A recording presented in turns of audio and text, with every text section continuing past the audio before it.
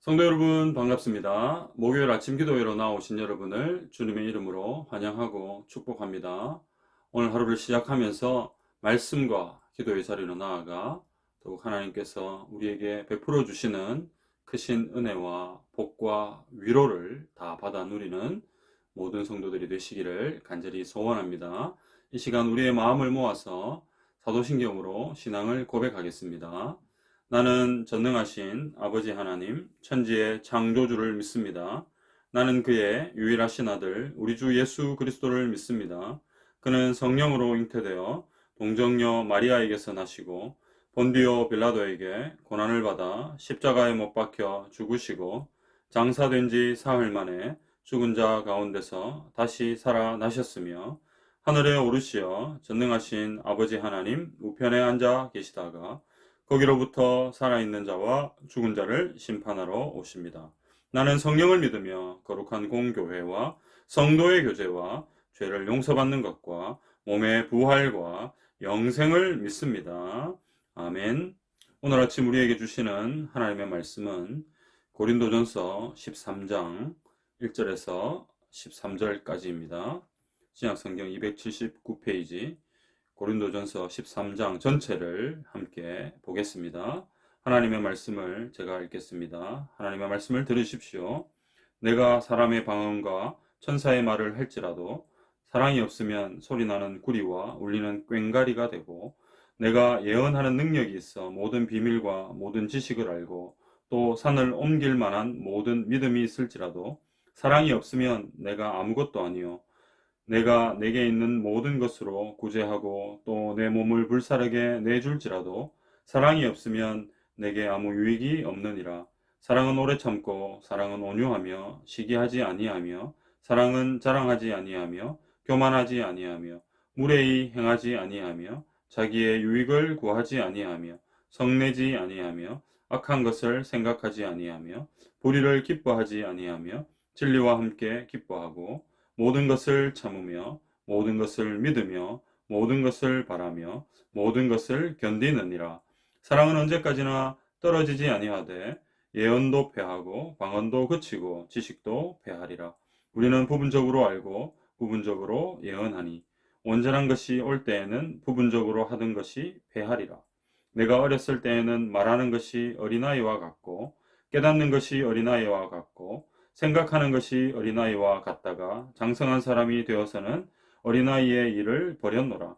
우리가 지금은 거울로 보는 것 같이 희미하나 그때에는 얼굴과 얼굴을 대하여 볼 것이요 지금은 내가 부분적으로 아나 그때에는 주께서 나를 아신 것 같이 내가 온전히 알리라. 그런즉 믿음, 소망, 사랑 이 세 가지는 항상 있을 것인데 그 중에 제일은 사랑이라. 아멘. 성도 여러분, 바울은 12장에서 여러 다양한 성령의 은사들을 소개했는데요. 우리는 어제 12장 마지막 절에서 더욱 큰 은사가 무엇인지에 대해 잠시 살펴보았습니다. 13장의 내용과 14장 첫 시작 부분을 고려해 볼 때 더욱 큰 은사는 바로 사랑인 것을 알 수 있습니다. 이처럼 사랑은 은사들 중에 최고의 은사입니다. 본문인 고린도전서 13장은 일반적으로 사랑장으로 알려져 있습니다. 왜냐하면 전체가 다 사랑에 대한 말씀이기 때문입니다. 따라서 우리는 사랑을 바르게 알고 우리의 삶을 통해 사랑을 행하며 살아야 하겠죠. 오늘 본문을 통해 최고의 은사인 사랑에 대해 살펴보면서 오늘을 살아가는 우리에게 말씀하시는 하나님의 음성을 들을 수 있기를 간절히 소원합니다. 본문을 통해 얻을 수 있는 교훈은 무엇입니까? 첫째, 우리는 은사들 중에 더욱 큰 은사인 사랑의 은사를 행하며 살아야 합니다. 바울은 1절부터 3절까지 다양한 은사들을 행한다고 해도 사랑이 없으면 아무것도 아님을 설명하는데요. 먼저 1절에는 사람의 방언과 천사의 말이 나오는데, 당시 방언의 은사를 받은 사람들 중에는 다른 사람들에 비해 자신의 신앙이 월등히 낮다고 생각하여 여러 사람들 앞에서 큰 소리로 방언 기도를 하는 경우도 있었습니다. 이는 하나님으로부터 받은 방언의 은사를 사람들에게 자신을 드러내기 위한 목적으로 사용된 경우입니다. 사랑이 없는 방언의 은사는 당시 극장에서 확성기로 사용된 음향시설인 소리나는 구리, 즉 징과 같았습니다. 또한 소리만 시끄럽고 남는 것이 없는 꽹과리와 같은 것이었죠. 또 2절에는 예언의 은사를 가진 사람이 산을 옮길 만한 믿음이 있다 하더라도 사랑이 없으면 아무것도 아님을 밝히고 있습니다. 그리고 3절에는 구제와 자기 몸을 내주는 희생을 하는 사람도 사랑이 없으면 아무 유익이 없다고 말씀합니다. 이처럼 사랑이 없으면 아무리 다양한 은사를 행한다고 해도 아무 소용이 없습니다. 성도 여러분, 이제 바울은 4절부터 7절까지 사랑이 무엇인지를 설명합니다. 사랑은 오래 참고 온유하고 시기하지 않고 자랑하지 않고 교만하지 않고 불의를 기뻐하지 않고 진리와 함께 기뻐하고 모든 것을 참고 믿고 바라고 견딥니다. 사랑은 오래 참는 것으로 시작하여 모든 것을 견디는 것으로 마칩니다. 여기서 우리는 사랑에 대해 중요한 교훈 하나를 깨달을 수 있습니다. 사랑은 내가 참고 견디는 자기 희생이 반드시 필요하다는 것입니다. 이는 죄인을 살리기 위해 십자가에서 자기 몸을 버리신 예수 그리스도의 희생이 최고의 사랑인 것을 우리에게 가르쳐 줍니다. 사랑하는 성도 여러분, 우리는 지난 주일에 부활주일을 보냈습니다. 죄인인 우리를 살리기 위해 자신의 몸을 십자가에 내주고 우리를 살리신 예수 그리스도는 십자가에 못 박혀 죽은 지 3일 만에 다시 부활하셨습니다. 이러한 십자가의 고난과 죽음 그리고 부활은 모두 하나님께서 우리를 사랑하시기 때문입니다. 바로 사랑인 것이죠. 그래서 우리는 예수 그리스도가 사랑 그 자체인 것을 기억해야 합니다. 성도 여러분, 그렇습니다. 사랑이 중요하죠. 그래서 기독교는 사랑의 종교입니다. 교회는 하나님의 사랑이 넘치는 사랑 공동체이고 온 성도들은 서로 사랑함으로 주 안에서 하나됨을 느끼며 살아갑니다. 하나님은 우리가 서로 사랑하며 살기를 매우 기뻐하십니다. 요한일서 4장 9절에서 11절입니다. 하나님의 사랑이 우리에게 이렇게 나타난 바 되었으니 하나님이 자기의 독생자를 세상에 보내심은 그로 말미암아 우리를 살리려 하심이라. 사랑은 여기 있으니 우리가 하나님을 사랑한 것이 아니요 하나님이 우리를 사랑하사 우리 죄를 속하기 위하여 화목 제물로 그 아들을 보내셨습니다. 사랑하는 자들아, 하나님이 이같이 우리를 사랑하셨은즉 우리도 서로 사랑하는 것이 마땅하도다.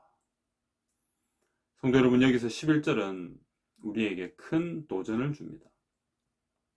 우리가 서로 사랑하는 것은 하나님이 아들을 희생시킨 우리를 사랑하셨기 때문입니다.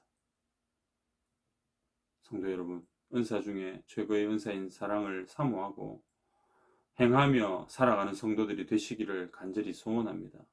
나아가 우리 교회가 예수님의 사랑으로 흘러넘쳐서 사랑이 필요한 세상에 주님의 사랑을 흘려보내는 귀한 교회가 되기를 주님의 이름으로 축복합니다. 오늘 본문을 통해서 얻을 수 있는 교훈 두 번째는 무엇입니까? 영적인 은사들은 사라지지만 믿음과 소망과 사랑은 영원할 것인데 그 중에 제일 큰 것은 사랑입니다. 바울은 1절에서 7절까지 성령의 은사들 중에 가장 큰 은사가 사랑인 것과 사랑이 무엇인지를 설명하고 난 후 8절부터는 영적인 은사들은 사라지지만 사랑은 영원하다는 것을 말씀하고 있습니다. 8절입니다. 사랑은 언제까지나 떨어지지 아니하되 예언도 패하고 방언도 그치고 지식도 패하리라. 예언이나 방언이나 지식의 은사도 다 없어지지만 사랑은 절대 사라지지 않고 영원하다고 말씀합니다.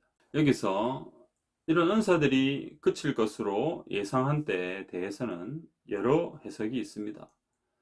성경이 다 기록되고 사도들이 죽은 후에는 은사가 중지된다고 주장하는 은사 중지론적인 해석도 있고요. 또 다른 해석은 예수님이 재림하실 때까지 은사가 지속되는데 은사가 중단될 때가 그리스도의 재림의 때라는 견해입니다. 10절입니다. 온전한 것이 올 때에는 부분적으로 하는 것이 패하리라.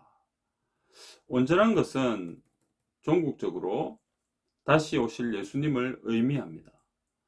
여기서 보면 주님이 다시 오심으로 모든 불완전한 은사들이 다 사라지게 되고 우리는 주님과 얼굴을 대면하여 보게 될 것입니다.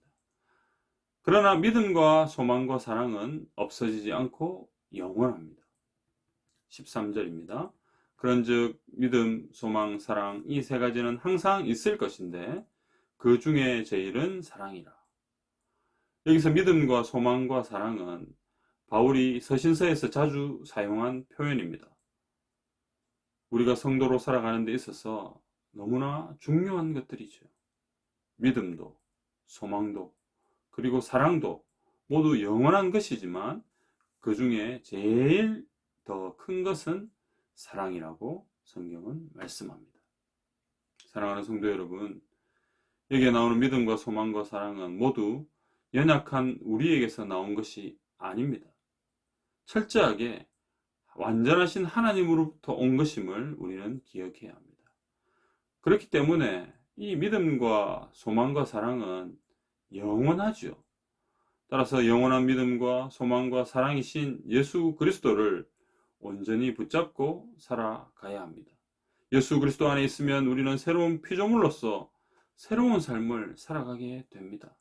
성도 여러분, 우리 안에 예수 그리스도가 계시기 때문에 우리는 믿음과 소망과 사랑의 이 세 가지를 다 가지고 있는 사람들입니다. 그래서 우리 안에서 역사하시는 주님께서 우리가 이 땅에서 믿음의 삶, 소망의 삶, 사랑의 삶을 살아가도록 우리를 인도해 주신다는 거죠. 성도 여러분, 이것을 우리가 어떻게 확인할 수 있습니까? 믿음과 소망과 사랑이신 예수 그리스도를 온전히 믿고 의지하고 그분을 붙들고 살아갈 때 우리는 이 땅에서 믿음과 소망과 사랑의 삶을 살아갈 수 있습니다. 오늘 이 본문 속에서 바울이 강조하는 아주 중요한 포인트가 무엇입니까? 믿음, 소망, 사랑 이 세 가지는 항상 있지만 그 중에 제일은 사랑이다. 가장 큰 은사가 바로 사랑이라고 우리에게 말씀합니다. 성도 여러분, 성경에서 말하고 있는 사랑은 어떤 사랑인가요? 그냥 우리가 사랑할 수 있는 그런 조건에서 어떤 대상을 사랑하는 것, 이것은 성경에서 말하고 있는 사랑이 아닙니다. 그럼에도 불구하고의 사랑을 우리는 기억해야 합니다. 전혀 사랑할 수 없는 그런 상황에서 사랑하는 거죠. 여러분, 이것은 참 쉬운 일이 아닙니다. 하나님의 사랑이 바로 그와 같습니다. 예수 그리스도께서 우리를 사랑하신 그 사랑이 바로 그렇다는 거예요. 여러분, 한번 생각해 보십시오. 죄가 없으신 하나님의 아들이신 예수님께서 죄인인 우리를 사랑하신다. 여러분, 사실 이것은 말이 안 되는 거거든요. 죄와 하나님, 이것은 어울리지 않습니다. 하나님은 죄를 가장 미워하시거든요. 싫어하시거든요. 그런 죄를 저지른 우리를 사랑하신다. 여러분, 이것은 우리가 가진 이성과 어떤 논리로는 이해할 수 없는 부분입니다. 우리는 다 이해할 수 없지만 하나님이 우리를 사랑하셨다는 그 사실은 결코 변하지 않는 사실이죠. 우리를 사랑하셔서 어떻게 하셨습니까?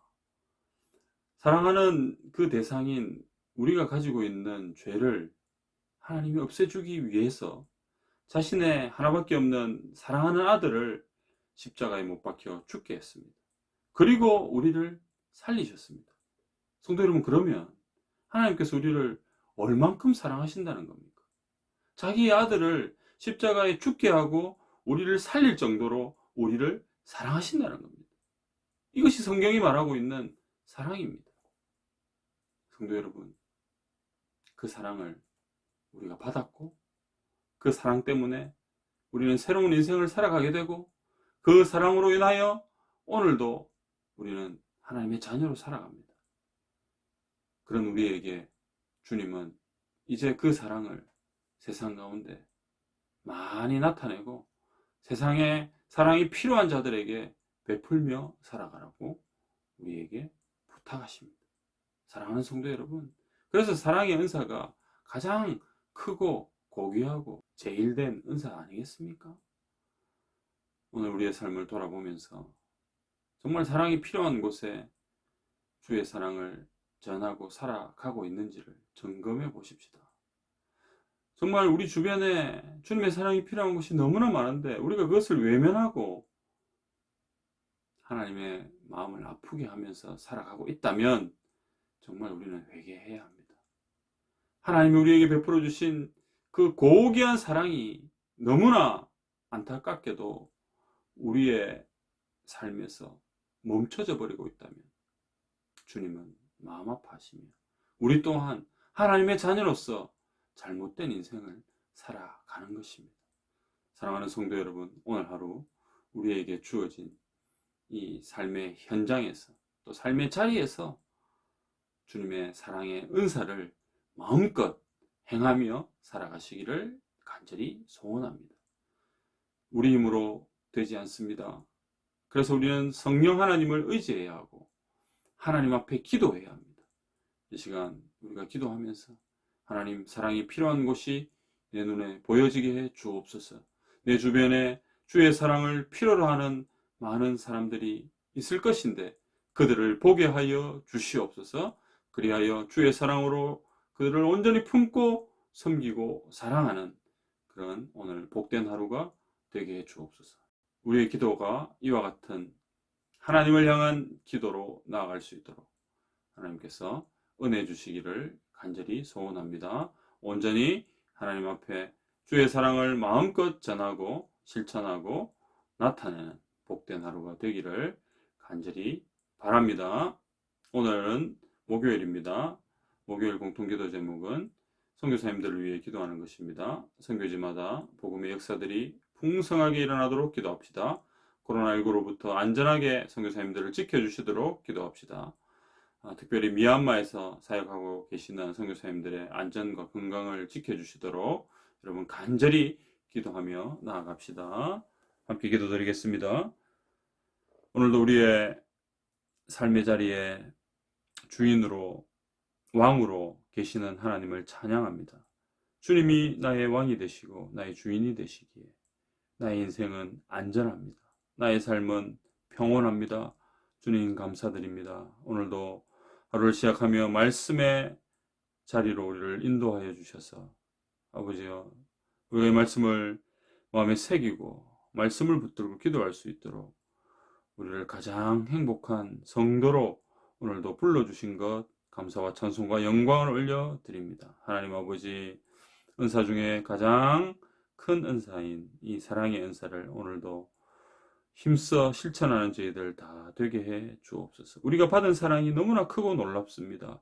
그 사랑 우리에게서 멈춰지는 것이 아니라 흘려보내서 이 세상 가운데 고통과 절망 가운데 주의 사랑이 필요한 자들에게 주님의 사랑을 마음껏 전하며 그들을 사랑으로 섬길 수 있는 오늘 복된 하루 되게 해 주시옵소서. 아버지 하나님, 우리의 힘으로는 이것이 불가능합니다. 성령 하나님 도와주시고 붙들어 주시고 우리가 기도하며 하나님의 도우심을 구할 때 하나님께서 우리를 통해 일하시옵소서. 역사하여 주시옵소서. 오늘 하루도 온전히 주님만 찬송하며 주님께 영광 올려드리기로 결단하며 다짐하는 오늘 모든 성도들 되게 해 주옵소서. 살아계신 예수님의 이름으로 기도드리옵나이다. 아멘. 공통기도 제목 가지고 기도하시고 또 개인적인 기도 제목 가지고 계속해서 기도하시기를 바랍니다.